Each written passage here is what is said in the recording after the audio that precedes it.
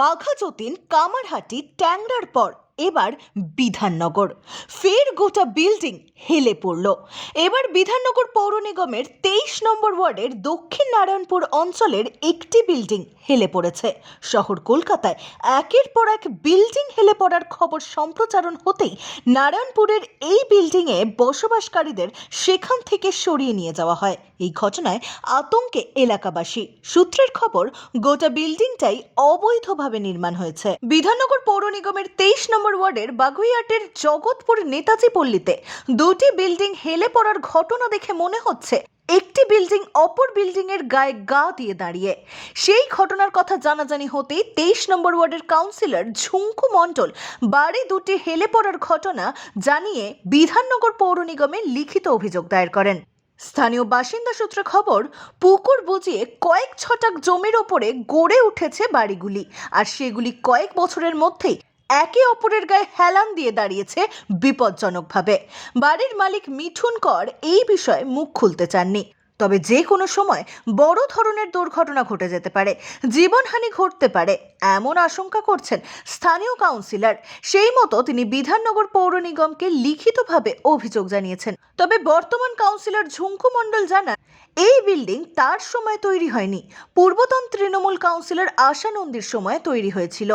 হ্যাঁ, এটা তো আমার অজান্ত ছিল, আমি জানতাম না। তো যখন খবর পেয়েছি আমি আমার জায়গা থেকে আমি সেই পুরোপুরি কর্পোরেশনে চিঠি করা, আমার লোক পাঠানো হয়েছে ওখানে। ওখানে ওরা সব ঠিকানা নিয়ে কর্পোরেশনে চিঠি করছি। ইমিডিয়েট কাজ আমি বলবো কর্পোরেশনকে, মেয়রের কাছে বা আমাদের কমিশনারকে ইমিডিয়েট একটা পদক্ষেপ নিয়ে যাতে কাজটা ঠিক করা যায়। আর সবচেয়ে বড় কথা হলো, এটা তো আর আমি তো গত 2 বছর বা 3 বছর কাউন্সিলর, এগুলো আমার সময় হয়নি। আমি সাধারণ মানুষের সঙ্গে সবসময় পাশে আছি।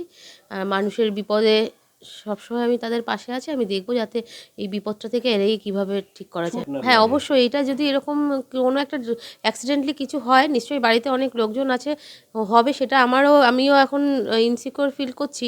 কারণ এরকম ব্যাপার একটা হয়ে গেলে অসুবিধা হয়ে যাবে। তো আমি যত তাড়াতাড়ি পারি দেখছি আমি সেটা ঠিক করার ব্যবস্থা করছি। আর এরপর থেকে মানে কড়া পদক্ষেপের নিয়েই আমি কর্পোরেশনের ছাড়া আমি কোনো কাজই করতে দিচ্ছি না, বিল্ডিং করতে দিচ্ছি না। তো এরপর থেকে আরও একটু স্টেপ নিয়ে দেখতে হবে। এগুলো তো পার্সোনাল বাড়ি সবার। এবার এই পার্সোনাল বাড়িতে তো আমাদের কাউন্সিলরদের আপনারা জানেনই, সেরকম কোনো আমরা কোনো রকমই বাড়ি সংক্রান্ত ব্যাপারে আমাদের কোনো রকম কোনো কিছু থাকে না। তো আমি দেখব আরও একটু পদক্ষেপ নিয়ে আমি যাতে এরকম কাজ আর না হয় ওয়ার্ডে, সেটার অবশ্যই খেয়াল রাখবো। তবে তার পাল্টা দিয়েছেন বিজেপি রাজ্যসভার সাংসদ শ্রমিক ভট্টাচার্য। এটা হলো তৃণমূলের বাংলা, এগিয়ে Bangla. Rapid urbanisation is a reality.